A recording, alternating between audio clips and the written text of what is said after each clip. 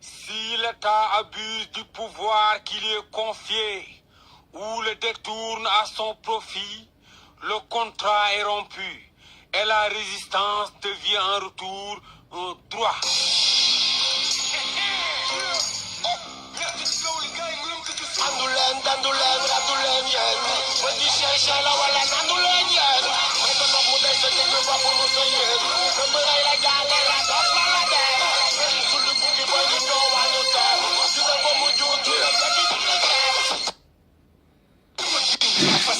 Assalamu alaikum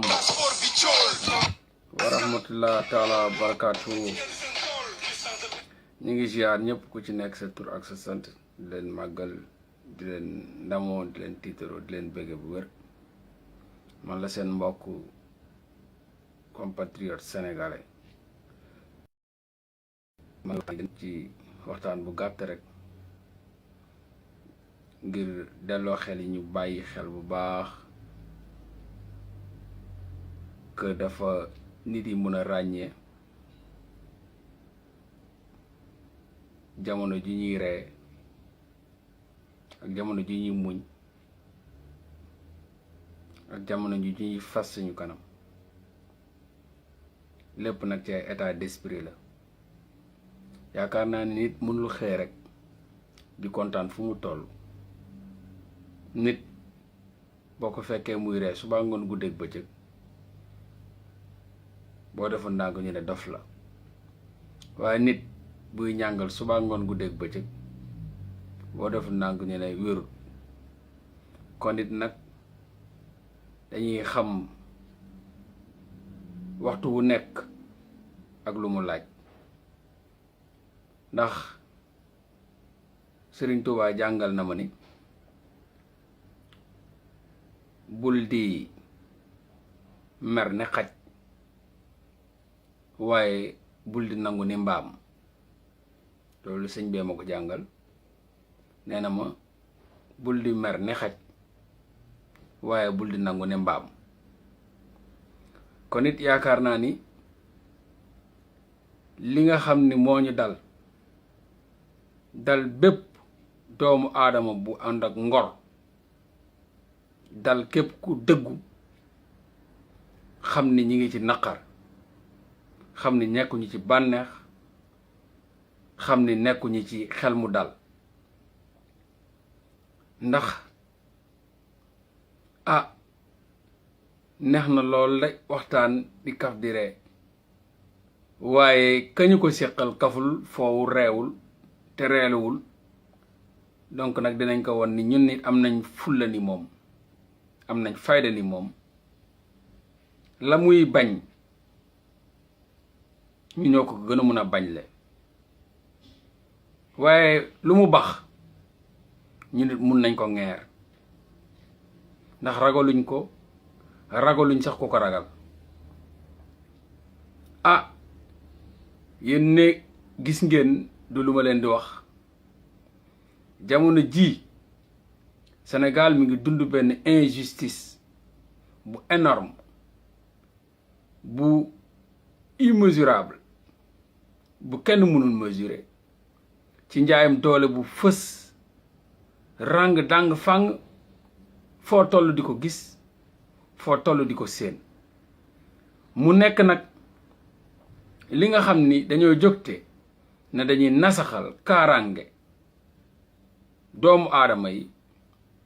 dañuy nasaxal jàmm doomu aadama yi wala seen droit, rawatina nag combattant yi di activiste yi nga xam ni dañoo jóg tay la seen dund def ko seen dee ngir dund askan wi. man de sama dund mooy deewu askan wi, moo tax fu ma jógee maa ngi tay la sama bakkan ngir dee, ndax sama dee mooy dund askan wi te xaaruma ci dërëm, jërëjëf sax wutuma ko ci. jamono ji nag comme niñ koy waxee, l'heure est très grave. la Macky Sall di waajal ak la muy dox ma nga leer nañ. dañuy artu rek askan wi di leen xamal ni ay waay bàyyi leen caaxaan wi, ay waay bàyyi leen foo bi, ay waay boo leen doon nelaw yeewu leen, boo leen gëmmun xippi leen te xam ne nag waxtu résistance jot na. da ngeen doon dégg Ousmane Sonko di wax résistance, am sax ñu koy taqal di wax naan moom moo rey gone ya fi génnoon 14 booy. lan mooy résistance? en français kuy résister mooy kuñ attaqué. kuñ attaqué wul mënul résister. Ousmane Sonko n'a jamais appelé le peuple sénégalais pour mu dem defi attaque. dañ ko attaqué mu réplique mooy résister. attaqué réplique mooy résister. kuñ attaqué mooy résister. kon Ousmane Sonko boo déggoon terme bi da wax résistance mooy résister à l'oppression dont nous subissons tous les jours, matins et soirs, par les forces occultes de M. Macky Sall, sa police, sa gendarmerie nationale et ses nervis. Nous sommes attaqués de tous bords par la gendarmerie nationale, la police nationale et les nervis de Macky Sall. Et encore une fois, les journalistes et les animateurs de M. Macky Sall qui ont été achetés. Donc, nous devons résister. Cette résistance doit s'appliquer encore une fois sur toutes ses formes. Depuis Bougnou Diapé la main dans le sac, c'est plus de 6 députés yu Macky Sall ba suñu jonn jamonoy tey jii ba suñu jonn yàllay tey Macky Sall toogul di oppressé askan wi di leen yóbbu dik di leen tëjëka defeere te ba léegi waxagul ci 6 députés majoritaires yi nga xam dañ leen jàpp flagrant délit la main dans le sac. Depuis boobu boo leen seetloo ci la jàpp yu bëri commencé te ba suñu jonn yàllay tey taxawul. ci la aussi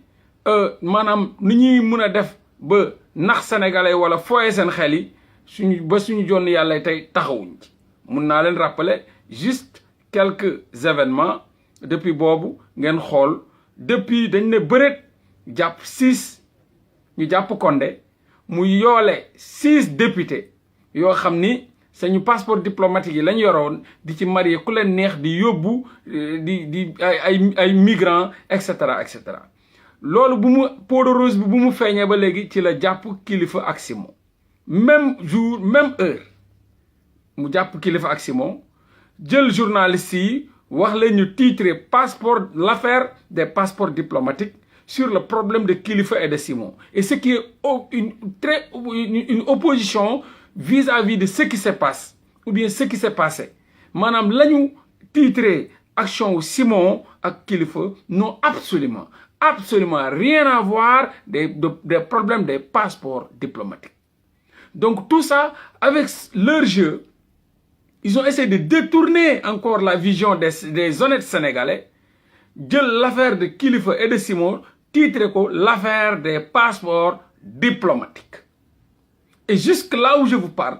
amul fenn fu ñu gis benn lu jëm ci affaire passeport diplomatique. Donc les journalistes, ces fameux journalistes intégrés ci lutte bi moom mooy lutte diversion bi ak divertir ak détourner l'attention des Sénégalais. Donc ñu ne bërët à côté ñu xam ne buñ jëlee député yi kese di wax affaire passeport diplomatique dañuy attaqué gars yi ñu jël ñaari ay combattants jël leen jël seen problème tuddee ko l'affaire des passeports diplomatiques d'affaire leen d'affaire kon de mais ba suñ joon yàlla tey 6 députés yi ñi ngi dox nu mu leen neexee di fanaan seen kër yi di lijjanti seen i soxla ok ñu ne bëreet jóge ci loolu ñu indi l'affaire de Bougazeli ñii di coow ba suñ joon yàlla tey moom tamit mu saaga la gendarmerie nationale jiiñ leen na ay jënd dañ ko doon jéem a corrompre pour mu jox leen 50 millions te corruption mu jiiñ la gendarmerie nationale de corruption d'agents yi ñuy mun a jënd dañ ko doon jéem a corrompre te ak faux yi ñu ko jàpp et tout ça dañ ko doon jéem a corrompre donc ba suñ jonn yàlla tey la gendarmerie ne s'est pas saisie autosaisine procureur deful autosaisine ci Bougazeli ci vidéo boo xam ne dañ koo gis xam nga moom dafa def autosaisine ci l'affaire de Kilifeu et de Simon vidéo bi ñëpp a ko gis nañ vidéo boo xam ne flagrant délit lañ gis Bougazeli mu taxaw moom ne mu accuser la gendarmerie nationale comme quoi que accuser la gendarmerie nationale comme quoi que dañ ko doon jéem a corrompre pour mu corrompre leen pour 50 millions et ce qui est très très très dangereux ñu war cee wax ba suñu jonn yàlla tey waxuñu ci ok ñuy demati ñu ne bëreet ñu dégg waa DIC dem jàpp ji le gars de L6 n'est-ce pas Didier Malick ñu convoqué ko ci même moment bi même pas un mois ñu convoqué Didier Malick bu L6 mooy mouvement boobu mu créé ok ba suñ joon yàlla tey même tey tamit dañ ko woowoon buñ paree ci loolu ñu jàpp les 2 gars de Fouta Tampi mooy ku toppoon ci Fatoumata Ndiaye ak beneen waa ji ñu jàpp leen ñu jógeti foofu ñu indiwaat l'affaire Tange muy jéem a divertir di wax ay jabaru Ousmane Sonko génn na gàlle bi génnul gàlle bi boo leen seetloo 1 mois lu ñu fi jot ci information musuñu ko jot ci suñ joon bu ñuy dund ba léegi passeport diplomatique ñu tourné ko Kilifeu ak Simon jàpp leen ñu ne bëreet ñu dem jàpp ji le leader de L6 c'est-à-dire Didier Malick indil ko ay problème ñu ne bëreet ñu indi l'affaire de Fatoumata Ndiaye de Fouta Tampi ñu pareeguñ fa ñu dem jàpp 2 éléments de Fatoumata Ndiaye de Fouta Tampi di leen xoxatal parewuñ foofu indi l'affaire Tange ak jabar Ousmane Sonko diversion boobu ba léegi ak Fatoumata Ndiaye indil jàppal Fouta Tampi te kooku yorewul benn révolution amul lenn loo xam ne centralisé wu ni ci sur sa tête donc buñ ci paree c'est l'affaire Guy Marius Sagna ci à temps réel ñi ngi jéem a xool ni ñuy fagaagal ak ñuy naxasaxal pour mun a fàtte l'affaire des passeports diplomatiques le réel problème des passeports diplomatiques ndax xam nañ ni yàpp xaj bu seddee soof te xam nañ ni Sénégalais yi très sincèrement loolu psychologiquement boo jàngee le Sénégalais l'homo sénégalensis nit bu gaaw a fàtte la surtout rawatina loo xam nag moom il se sent pas dedans wala jàppul ni yëfam la mu yàgg naa leen ko wax ne leen nag même sénégalais li mu añee bërki démb boo ko laajee mun na ko fàtte nu mu gën a gaawee donc c'est quelqu'un boo xam ni lu jaar ci esprit am lu jaar ci boppam day passer vite fait rapidement kenn munu ci dara loolu boo xamee l'homo sénégalensis réellement da ngay xam ne nit boo xam ne la politiciens yi dañoo dem jàngi ji la ma jàngi ba mokkal l'homo sénégalensis loolu la Macky Sall xamee l'homo sénégalensis noonu la ko maîtriser la théorie de la manipulation noonu la ko xamee donc léegi l'affaire des 6 députés bu ñu incriminer ci affaire passeport diplomatique pour mu mun ko dalal en attendant day détourner le combat yóbbu ko ci activiste dóor leen faar bi commencé leen jàpp benn tout le monde va parler de libérer kii yàgg naa leen waxtaan bi yëpp ne chaque jour bu ñu jógee ci benn xeex ñoom pour xeex bi balaa moo am envergure wala ampleur dañuy jàpp kenn ci ñun téye ko en attendant ñu naan libéré ba fàtte lu ñu taxoon a jóg saa su ne boo leen xoolee di ngeen gis ni noonu la ñuy liggéey ak ñun donc comme yàpp xaj bu seddee soof ndem dañ koy lekk ñu xam ne sénégalais yi jóg nañ te ña ngay wax ne il faut 6 députés yooyu ñu lever seen immunité parlementaire tout le monde le réclame justice que justice soit faite donc moment comme xam nañ ni flagrant délit lañ leen jàppee ñu ne nag du ci dal léegi nañ détourné combat bi yóbbu leen ci ñoom si boppam ñu leen di jàpp ko xoqatal ko fitnaal ñu fanaanee libéré ba en attendant ñun suñuy député yi nice calme kenn du lever seen immunité parlementaire ñuy dox seen soxla nu mu leen neexee dossier bi kenn du ko élucider et cetera et cetera donc te loolu ils arrivent toujours di ko réussir mais quoi qu'on puisse dire mooy li am tey jéggi na dayo Guy Marius Sagna ba suñu jonn yàllay tey mënuñu la wax exactement lan lañ ko jàppee mënuñu la wax exactement lan lañ ko téye amul benn chef d'inculpation et puis bu fekkee sax benn chef d'inculpation moo am bu dee Guy Marius Sagna la nga téye ko ne moom dafa saaga wala dafa xas wala je sais pas comme ñoom nuñ koy waxee parce que kenn xamul exactement lan lañ ko toppee post ñii ne post bu mu bind ci Facebook ñii ne kenn xamul daal Sénégal ba Sénégal même juge yi xamuñu réellement kiñ leen indil lan moo tax ñu indil leen ko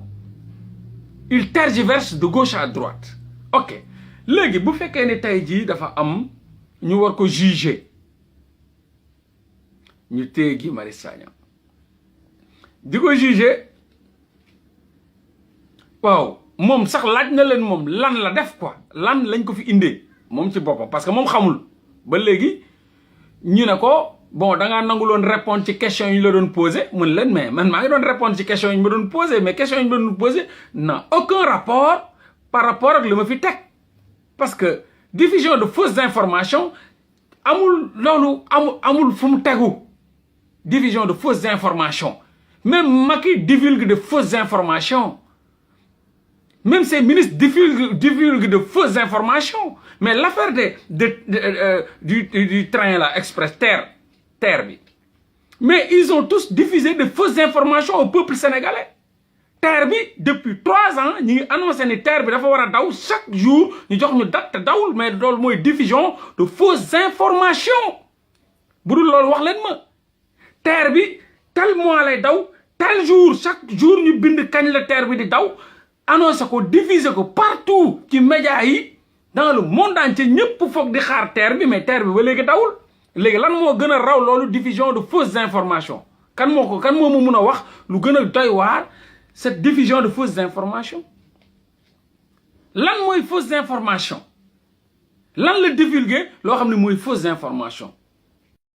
dama wax mais boo nee nit ki dafa divulguer ay fausses informations nga ne information yii moo fausse léegi diffusion de fausses informations nga ciy juger nit ba di ko reporter pour semaine prochaine mais loolu ban délit la flagrant délit li ñuy juger flagrant délit simple et bonjour waa ji ñëw na yow yaa ko woo ne da nga koy juger amul kenn manqué wul ci procès bi kenn manqué wul yow la c'est l'état du Sénégal le procureur de la République l'état du Sénégal et Guy Marius Sagna le peuple sénégalais donc nga teg peuple sénégalais bi di ko juger n'est-ce pas lan kan moo manqué ci jugement bi ba nga mun ko yóbbu une semaine après qu'est-ce qui manqué lan moo manqué la nga koy laaj ma nga la koy tontu nga koy laaj moom la koy tontu ba loolu jeex mais pourquoi ñu war a toogaat une semaine encore pour mun a délibérer comme genre cour d'assises quoi comme cour d'assises comme nit bu ñu rey après ñuy xool wala ku ñu je sais pas ku ñu sàcc wala ku ñu nax wala kooku ñëwul partie civile bi mais lan moo manqué foofu ana partie civile bi c'est l'état du Sénégal le procureur moo autosaisir mi ngi foofu sa représentante mi ngi foofu noonu victime bi man je me dis que c'est le peuple sénégalais représenté par Guy Marius Sagna donc l'état et le peuple sénégalais ñi ngi woon foofu léegi lan moo tax ñu mun ko reporter une semaine après loolu lépp nag stratégie la le gouvernement amuñu fit dañuy làmbaatu pour xool gis nga semaine bi ñu toog nii la ñuy xool mooy semaine décisive que sénégalais yi dinañ tàngal ba mu tàng jër ñu reculer bu ñëwee dóor ko benn 6 mois sursis parce que banditisme d'état la 6 mois sursis bu sénégalais deful dara calme noppi toog seetaan ils vont le sacrifier ils vont suivre le juge le procureur lan nga ko toppee bu mun ko dóor 6 mois ferme nga ne 2 ans dont 6 mois ferme na mu procureur bi wax loolu ban justice la waa ji taxaw diffusion de fausses informations ok nga ne 2 ans dont 6 mois ferme mais xanaa Bougazelli bi nga jàpp la main dans le sac mais 6 mois la def avec 32 milliards de faux billets Bougazelli laa la wax la main dans le sac avec woy yàqu na 32 milliards de faux billets 6 mois la def 6 mois yow nga ne kenn diffusion de fausses informations 2 ans dont 6 mois ferme reculer ko ne semaine prochaine pour ñu délibérer c'est quelle justice c'est du banditisme d'État c'est de l'agressivité dara weesul agression bi nguur gi di def jamono ji dafa salte dafa xasaw dafa tilim du yëfu gor mais ñoom nag bañuñu dara parce que Guy Marius Sagna c'est le flambeau de la révolution sénégalaise c'est le drapeau de la révolution sénégalaise c'est le symbole de la résistance il y a pas mieux que Guy Marius Sagna il y a pas mieux que Guy Marius Sagna c'est le meilleur au Sénégal c'est le plus grand révolutionnaire de tous les temps je vous dis sama wax nag lu jara bàyyi xel la yu jara bàyyi xel la xawma ku ci dul bàyyi xel waaye ñamay waxal ña ngi ciy bàyyi xel damay ak xiiroo ak ŋaayoo fu dëgg nekk rek dama koy wax on doit protéger Guy Marius Sagna dañu war a doon bouclier humain Guy Marius Sagna kenn kese mooy tere nalaw nguur gi jamono jii si Guy Marius Sagna un farouche révolutionnaire au temps de Wade il y avait Abdou Latif Coulibaly il y avait Souleymane Jules Diop ñoo doon xañ nalaw Macky Sall Abdou Latif Coulibaly et Souleymane Jules Diop ñooñu ñëpp nag Macky Sall jënd na leen dugal leen palais benn Abdou Latif Coulibaly bu gore lañ am muy Guy Marius Sagna benn Souleymane Jules Diop bu gore lañ am muy Guy Marius Sagna y a pas meilleur que Guy Marius Sagna au Sénégal y a pas meilleur que Guy Marius Sagna au Sénégal amul sax dund Guy Marius Sagna lekkul naanul nalawul Guy Marius Sagna est partout dans tous les combats te daram nekku ci lu dul ay sénégalais kese mu tay la bakkanam léegi nag mooy lu ñu yàgg wax est-ce que mérité nañ ko est-ce que mérité wuñ ko on doit montrer que ñun mérité nañ ko ñun Guy Marius Sagna mooy suñu sëriñ spirituellement et temporellement moo ñuy taxaw dañ ne sëriñ balaa ngaa gëm ni mun na laa taxaw yow mal xiyaam mu taxaw la àdduna ku taxawul ci àdduna mënu la taxaw yow mal xiyaam koo gisul nga am ay problème doo ko gis kuñ tëj ci kaso mënu laa génne kooku mënu laa dara mënulu ko ci kanamu yàlla ñun Guy Marius Sagna mooy suñu sëriñ moo ñuy taxaw ci saayir di ñu taxaw ci baatin fii mu nekk nii ku dugg kaso Guy Marius Sagna taxaw la kuñ bëgg a nangu sa suuf Guy Marius Sagna taxaw la kuñ bëgg a yàq sa liggéey Guy Marius Sagna taxaw la kuñ bëgg a néewal doole Guy Marius Sagna taxaw la kuñ bëgg a subir injustice Guy Marius Sagna taxaw la kuñ bëgg a nangu say terrain say kër Guy Marius Sagna taxaw la amul fu mu demul tey si ku bëgg a jooy sax ci Guy Marius Sagna nga dem jooy enseignants yi nga xam ne tey jii volontaires yi et cetera Guy Marius Sagna moo leen ubbil buntu frappe France dégage ña nga foofu tëdd di grève de faim mu ànd ak ñoom ci grève de faim bu leen fàtte ni Guy Marius Sagna dem na ba ci kaso bi di grève de faim pour les prisonniers yu mu fa fekk di grève de faim bay grève de faim prisonniers yi ñu mu fa fekk di leen grève de faim pour seen ñu mun a woo seeni mbokk te duñ leen arnaqué pour nga woote téléphone 1000 francs pour 1 minute Guy Marius Sagna faat na ci bakkanam jaayante na ko fa wét gore wétaliku gore très sincèrement waa ji waruñu gën quoi ci nii wala ci nee même bu ñu gënee te yàlla tax sax wala yàllaa ko def noonu mu gën ñu am na lu ñu war a mën a góorgóorlu ci suñu bopp nag sama gars yi gouvernement bi lii mu dawal nii tey jii mënoon nañ juger boo gisee ñu def ko nii c'est pour Macky Sall mooy joxe verdict bi du ñooñu toog foofu de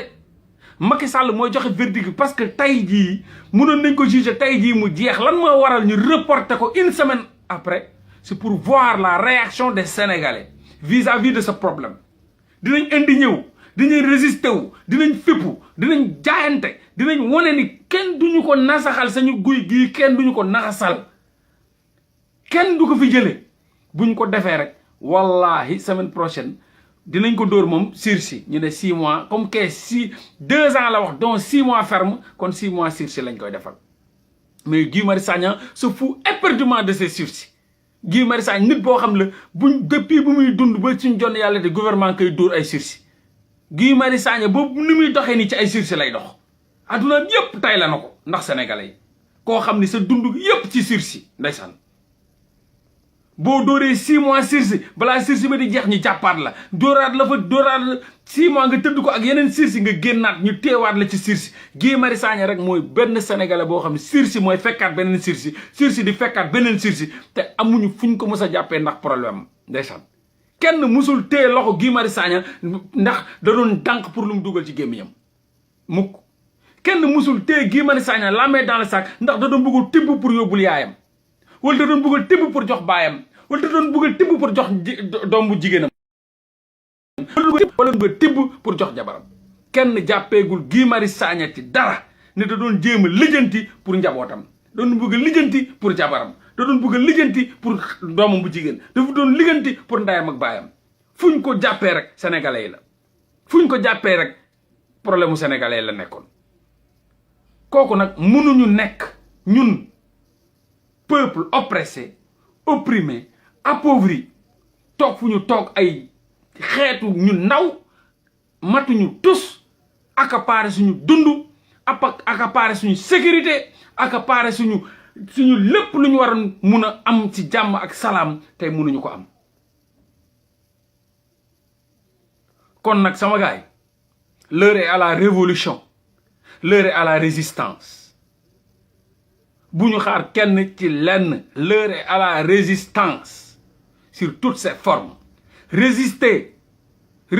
encore résister moo d'ordre boobu nag duñ xaar Ousmane Sonko duñu ko jox parce que saa yi bu ko waxee ñu am la ca am ñu ne moom moo ko waral te lépp ci ay kàcc ay magum jëmm yu jóg taxaw di xeexal seen bopp nekkoon fi di xeex ci ay principe ak ay conviction mu am 14 morts est-ce que kan moo rey 14 yi dee Ousmane Sonko moo ko rey wala ay Macky Sall moo yabal ay policiers ñuy tirer ci kaw population bi damay dégg ci média bi ñu naan bon 14 morts yi xaaral ñu féetale ko Ousmane Sonko kon Ousmane Sonko dafay roon ay fetal Ousmane Sonko ci xeex bi dafay roon ay nervi policiers yi c'est Macky Sall la gendarmerie c'est Macky Sall les nervis c'est Macky Sall ñoo rey askan wi nervi yi lañ gis ñu yor ay kalachnikov di tirer nit yi ay fusil automatique policiers yi lañ gis ñuy tirer askan wi gendarmerie yi lañ gis ñuy tirer askan wi ñan ñoo leen rey ku leen yabaloon Macky Sall donc amul en aucun cas amul fenn fu ñuy mën a jël kenn ku dee di ko accuser Ousmane Sonko même bu ne résister leen kenn deewul ci résistance képp ku ci dee élément wu Macky Sall moo la rey donc c'est Macky Sall qui a tué mooy investigateur moom mooy le criminel moo rey les 14 jeunes du keneen ndax même buñ ma waxoon génnal ma génn deewu ma noonu dañ ma tiire bal 14 yëpp dañ leen tiire bal yi ay bal kan la ay balu fetal la ñan ñoo yoroon fetal yi ñëpp gis nañ ko c'est des nervis de Macky Sall c'est des policiers de Macky Sall et la gendarmerie de Macky Sall les criminels c'est eux donc c'est Macky Sall le criminel moo rey 14 personnes yooyu ils sont à la télé di leen jéem a gëmloo ni oui le gars a tué les 14 morts donc moom lañ koy teg parce que mais comment il a tué bu fekkoon moom dafa wax sax génn leen mais génn taxul kenn dee ci génn kan moo ciy dee ñëpp génn bu fekkee ni yow da nga leen jàpp te reyoo leen mais kenn du dee mais parce que yaa leen tiire yaa leen rey yow yaa leen tiire yow Macky Sall yow sa police moo leen tiire yaa leen rey sa gendarmerie ñoo leen tiire ñoo leen rey say nervi ñoo leen tiire ñoo leen rey kon yow yaay criminel bi yow monsieur Macky Sall c'est toi le criminel c'est toi qui as tué les 14 jeunes sénégalais tombés sur le front. Il faut arrêter ces manipulations-là. Il faut arrêter ces débats contradictoires. Diffusion de fausses informations, c'est M. Macky Sall qui nous a menti depuis que nous avons fait ak lam ñu waxoon dara amu ci kooku mooy diffusion de fausses informations lenn kese laa la toppee ci diffusion de fausses informations mooy terre bi ba ñu waxee ni dina daw nangu kër jàmbur yi nasaxal leen ba nga ne ñoo dina daw ba léegi yaa ngi diffuser ay fausses informations monsieur Macky Sall dinaa la poursuivre naa la ci diffusion de fausses informations par rapport ak terre bi ab fenkat nga kàcckat nga doo nit kuy wax dëgg yow lañ war a toppee diffusion de fausses informations ndax ba pare bu au-delà de ça pour le fait que abus de confiance diffusion de fausses informations et abus de confiance monsieur Macky Sall yow lañ koy war a toppee da nga abuser suñu confiance da nga ñoo wax ni di nga jël ay milliards nga jël milliards dindee ko 4 wagons indi ko teg foofu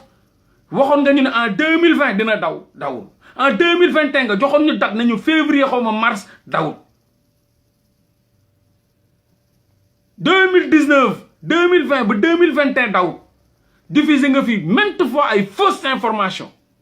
devant les télés les radios les médias yow lañ war a toppee diffusion de fausses informations yow lañ war a toppee ci abus de confiance haute trahison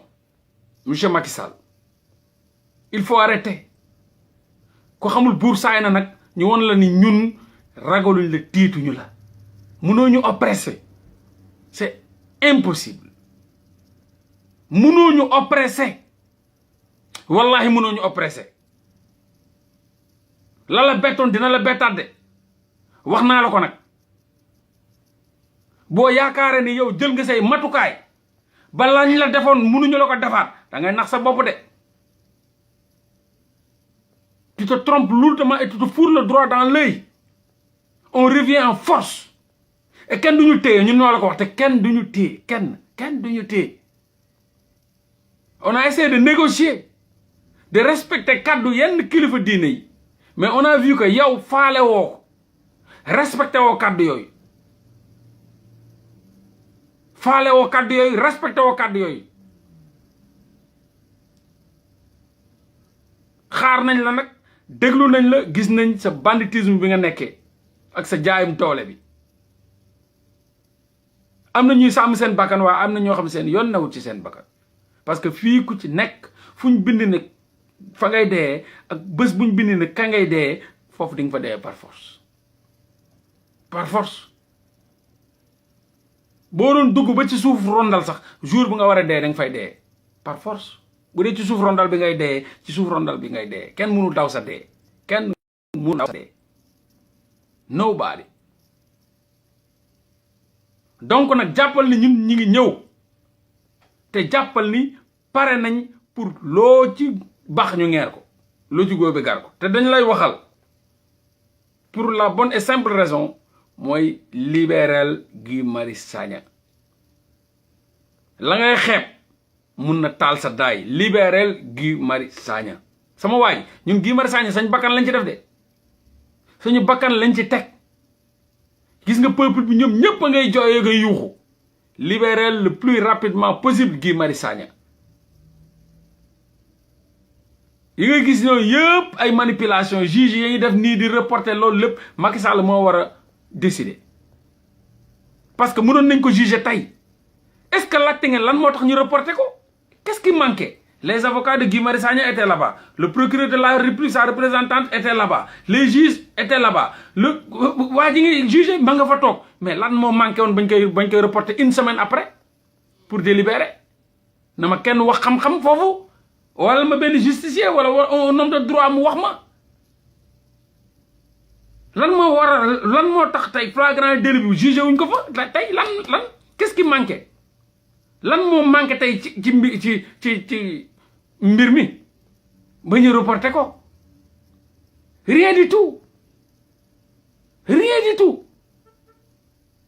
li ñu def nii nag ballon de sonde la xool ba xam peuple bi dina réactionné wala du réactionné bu ñu réactionné ñu reculer libéré ko bu ñu réactionné wul ñu bàyyi ko fa de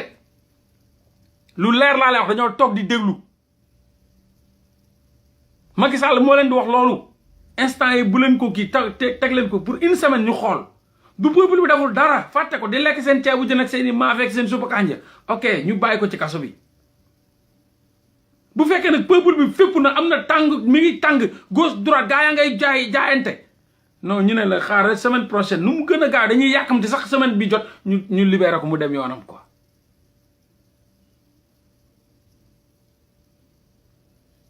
parce que xam nañ ni Guy Marius Sagna faalewul ay je sais pas ay liberté provisoire wala ay sursis ak yooyu faalewu ko lijjantiwu ko te je vous l'avais dit je connais bien monsieur Macky Sall waxoon naa leen ko ba fipp yi amee fi tàng man leen bés boo leen teggee seen tànk dee waa ji c'est un rancunier boo leen gisee lu muy xeexee sax ngeen xam ni rancunier la du bàyyi dara lu mu màtt day dagg rancune bu mu amoon ci Karim Wade gis nga fayu na ba mu nekkee président assemblée nationale lañ ko fa dàq ndax dafa woolu woon Karim Wade naan ay nañ ko saytu papa ji xëpp ci kaani dàq ko papa yi Karim Wade mu mattal ko jancal ko daan ne kii moom dinaa ko amul fu muy jaar te du ma ko lekk te gis nga bu mu njëkkee falu moom la dem ñu mu dencaloon daan yëpp la dem logi ji pour yëy leen ba mu paree ci Khalifa Sall la dem Khalifa Sall nag boo gisee mu dem ci moom te pour régler le problème de Tanor Dieng moo amoon problème ak Khalifa Sall parce que jeune PS yi dañoo commencé woon di fipp di fa génn parce que gëmuñu cogg boobu no Ousmane Tanor Dieng doon def di mar ay taatu Macky Sall donc rancunier revanchard boobu moom moo tax mu dem attaqué ji Khalifa Sall pour plaire à ndem si yàlla si Karim lu mu tuddati ndem si yàlla si Ousmane Tanor Dieng tey mi ngi ci loxo suñu borom dina ko régler boppam moom yaakamtewul kenn nekk leen fi di bandi jàpp ni di tëj kii régler seen affaire rëkk ndigg kële toroxal kii mais moom yàlla yaakamtewul moom day toog di leen xaar te xam ne ala kulli àll di ngeen tegu ci ay loxom nu mu yàgg ak foo leen mun a dem di ngeen mus a tegu ci loxom sénégalais bi nag benn affaire moom moo am nit ki dina ko toroxal def lu nekk bu dee léegi kenn ñimewul wax ci moom dara ne waaw non mais bu leen wax dara noonu yàlla ko yàlla yërëm kon bu doon loolu la rek yàlla ko yàlla yërëm mooy tax kon na yàlla fay safaraam man gisuma kenn ku deegum ñu ne yàlla bu ko yàlla yërëm comme yàlla na ko yàlla yërëm mu ngeen yaakaar ne yàlla ko yàlla yërëm mooy dose bu ngeen di vacciner yàlla pour mu nalaw pour jàpp ñëpp dugal leen ci àjjana danañ xam ba xam yàlla moom dafa bind safara ak àjjana wala dafa teg foofu noonu loolu dafa teg safara bi rek pour décoration quoi comme ni ngeen ko foogee yéen balaa maa dee yàlla ko yàlla yërëm kon yàlla bu dee ñum bind ñi yëpp moom yàlla ko yàlla yërëm ku dee même tubaab bi sax buñ dee am na yàlla ko yàlla yërëm comme seen yàlla ko yàlla yërëm nii la yàlla di yërëmee rek di dugal kon kay na fay safaraam bi ndax du fa dugal kenn moom ku dee ñu yàlla ko yàlla yërëm politicien sàcc yàlla ko yàlla yërëm agresseur yàlla ko yàlla yërëm bandi yàlla ko yàlla yërëm caga yàlla ko yàlla yërëm yàlla ko yàlla yërëm mais bu dee loolu la yàlla di yërëmaatee moom sa waay na fay safaraam boobu te xam ni kenn du fa dugg ndax gisuguma ku dee Sénégal te amul yàlla na ko yàlla yërëm ak noo mun a mel nag ak noo mun a mel musuma gis ku dee Sénégal te amul yàlla ko yàlla yërëm mais tubaab bi sax am na yàlla ko yàlla yërëm kon kay ñu dee fii yëpp yàlla ko yàlla yërëm leen ñu dee Sénégal yàlla ko yàlla yërëm leen ñu dee feneen yàlla ko yàlla yërëm leen mais kon kay sa waay kon wax ji jeex na fay safaraam boobu te xam ne du fu tëmbal kenn ñë yàlla ko yàlla yërëm caaxaan gi ngeen nekkee ngeen war a arrêté seen émotion yooyu da ngeen ko yemale ci yéen nañ naxante suñu biir rek ñun xamante ne ñun nañ émotionnel rek waaw massa yàlla ko yàlla yéen suñu biir quoi mais yàlla bokkul ci seen émotion boobu doxul sax ci yéen ni ngeen di doxee gisuwul li ngeen di gisee nekkul ci la ngeen nekk yàlla santul Njaay santul Jóob moomu leen ko juru leen ko créé wu leen ko doxul ci seen bëgg-bëgg ak ci seen bànneex dafa teg ay chartam lii boo ko defee fii nga jëm lii boo ko defee fii nga jëm lii boo ko defee lii moo la ciy fekk ay loi yi seen justicier yi teg noonu la yàlla tege ay loi am donc ñooñu soxlawul sax ay di defaree sa temps ba yàq sa salive pour yàlla na ko yàlla yërëm amul sens. Il va répondre à ses actes posés. Il va répondre à ses actes. La mu rawale la mu sàcc la mu moomul ka mu tëjoon kaso tooñ ko ka mu tëddee jabaram ka mu nangu teeram jox suuf si joxkee loolu yëpp yàlla da koy atte doomu jirim bu mu toroxal et cetera loolu lépp yàlla da koy atte yàlla na ko yàlla yërëm munul effacer këru jàmbur bu mu nangu jirim bu mu toroxal jabaru jàmbur bu mu tëddee terrain askan wu mu jaay xaalisu askan wu mu jënd bu mu sàcc bu mu rawale yàlla ko yàlla yërëm mënul effacer loolu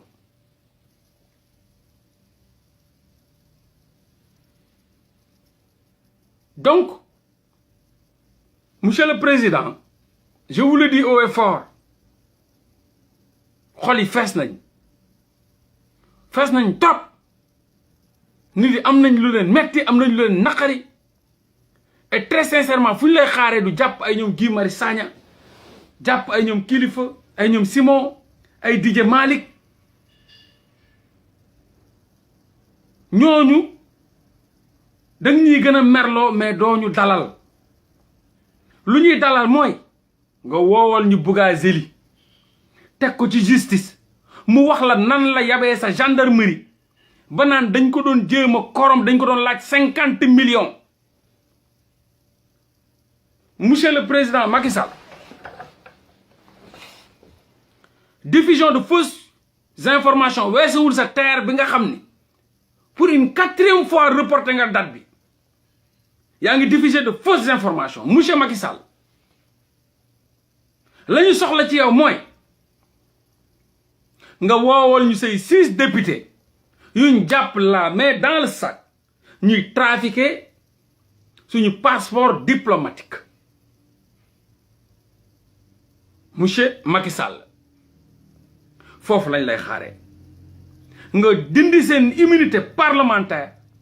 tegal ñu leen ci justice bi ne leen dem leen jébbal naa leen justice sama yoon nekku ci atte leen ca nañu mérité ngeen teg leen daan bi monsieur Macky Sall ñu ngi lay xaaree nga wool ni Bougazelli ndax amul kenn ku wax lu raw lu Bougazelli wax nee na say gendarme yooyu 50 millions lañ ko laaj du 1 million du 2 millions du 3 millions du 4 millions du 5 millions 50 millions lañ ko laaj mu ne amu ko moo ko wax de bay tudd ay tur ci biir gendarmerie bi monsieur Macky Sall bu dee yow sa procureur ñimewul autosaisir loolu bu dee yow sa procureur ñimewul autosaisir ci lu Bougazelli wax lu mu saaga la gendarmerie nationale lim leen jiiñ de corrompu de corrupteur lu mu leen jiiñ de 50 millions lañ ko doon laaj ci ay 32 milliards de faux billets pour ñu bàyyi ko mu dem it's time nga woo Bougazelli face à la gendarmerie nationale ñu juger l'affaire boobu parce que sénégalais yëpp bugg nañ am lu leen leer ci loolu yaakaar naa ni place Guy Marius Sagna Bougazelli fa waroon taxaw parce que kenn ñi mawul wax jamono ji di jéem a faj ay xoos-xoos te ab dana nekk fi ab góom deewaale jamono ji du jamonoy Guy Marius Sagna ak la gendarmerie mais place Guy Marius Sagna foofu ki accusé gendarmerie de corrompu moo fa waroon taxaw c'est-à-dire Bougazelli moo waroon toog ci place jamono ji tey ci justice bi ñi ngi doon xaar Bougazelli toog fop Guy Marius Sagna toog di layante ñu xam dëgg-dëgg 50 millions yo mu wax ne dañ ko laaj mu leer nañ il a accusé la gendarmerie de corrompu et dañ doon et d'escroc ndax dañ ko doon jéem a escroquer 50 millions de francs CFA. Oh le peuple sénégalais bu dee ñële ñoom respecté wuñ ñu ñun nañu respecté suñu bopp bu Guy Marius Sagna place am du fii très sincèrement place boobu waa place boobu noonu ki ko moom ñëpp xam nañ ko Bougazelli la ñun nag nañuy gore Guy Marius Sagna jiwuñu lii de Guy Marius Sagna jiwuñu lii de jàmbaaru faq tëdd waxoon naa ko sax ndeysaan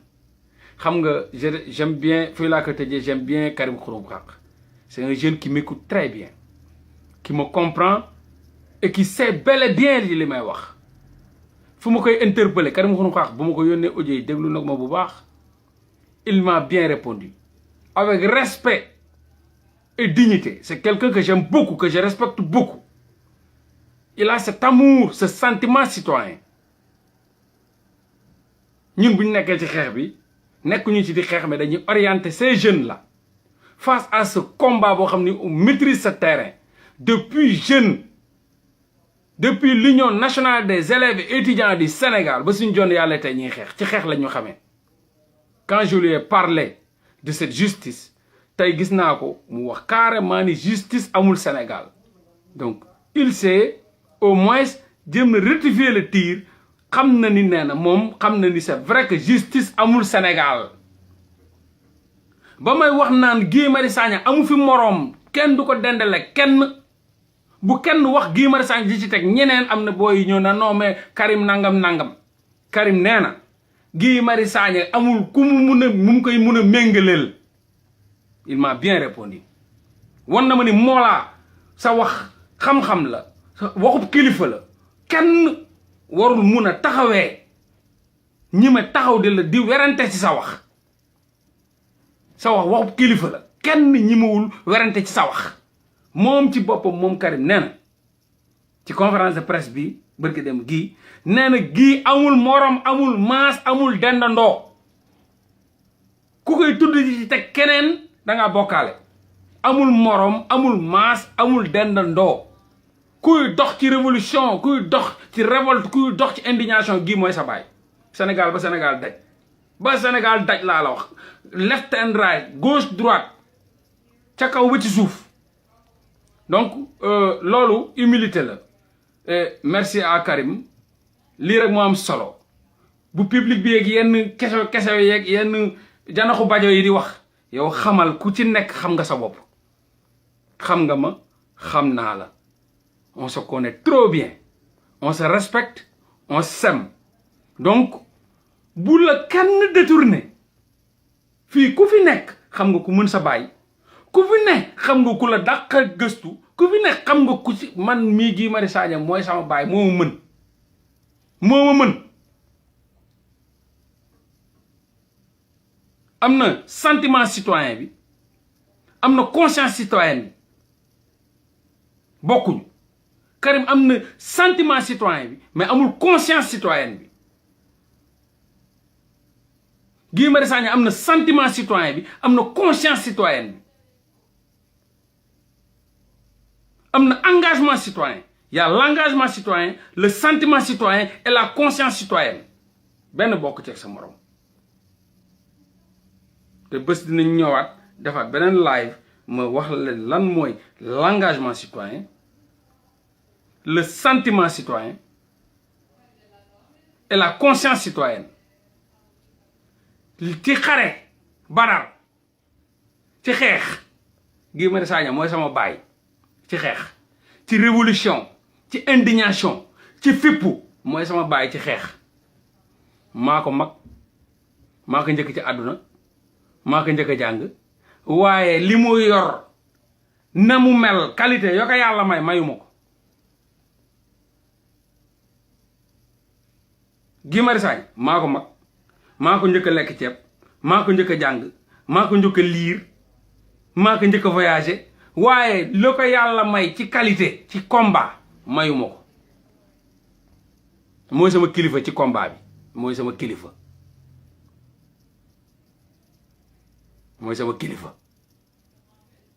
wax sa mbaaxu morom nag du yàq ci sa mbaax dara yàquluma dara yàquluma ko la ma mel maa ngi koy mel waaye j'ai beaucoup d'estime et de respect face à cet homme très humble résistant patriote combattant constant conscient un vrai révolutionnaire donc Guy respect big up vraiment mérité woo loolu Guy jërëjëf Guy merci Guy jarolak Guy jaaraama Guy ñun sénégalais bu ñu la mënul fay yàlla na la yàlla fay Guy li ngay xeexal ki sama papa yàlla na la ko yàlla fay Guy li ngay xeex ngir sama yaay yàlla na la ko yàlla fay Guy li ngay xeex ngir samay rakk ngir samay dëkkandoo ngir sama waa koñ yàlla na la ko yàlla fay Guy li nga may xeexal ngir samay frère ngir samay sœur ngir sama société yàlla na ko yàlla fay Guy li nga may xeexal ngir sama Kaolack ngir sama Dakar ngir sama Diourbel ngir sama Ziguinchor ngir sama Casamance ngir sama Louga yàlla na ko yàlla fay Guy li nga may xeexal ngir Afrique yàlla na ko yàlla fay man de aw ma sa fay jërëjëf Guy merci Guy jaro lakk Guy jaaraama Guy thank you Guy one love Guy have a good night may God protect you Guy yàlla nga dund ba dund sàppi la nga dee dem àjjana Guy yàlla nga fi yàgg suñu kanam dañuy gindi dañu won yoon wi Guy dañuy leeral yoon wi Guy yàlla na Guy bëri